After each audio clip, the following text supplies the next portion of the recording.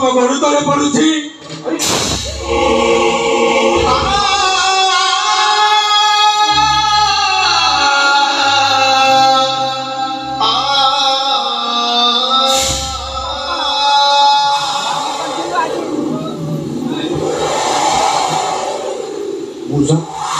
ମୁଁ ତମ ଗୋଡ଼ ତଳେ ପଡିଛି। ମତେ ସେ ପାଗଳ ଇଞ୍ଜେକ୍ସନ ଦିଅନି। ମୁଁ ପାଗଳ ହବାକୁ ଚାହେଁନି। ମୁଁ ତମକୁ ପାଗଳ କରିବିନି ମଉସା, ବରଂ ତମେ କେମିତି ଭଲ ହବ ସେ ଚେଷ୍ଟା ମୁଁ କରିବି।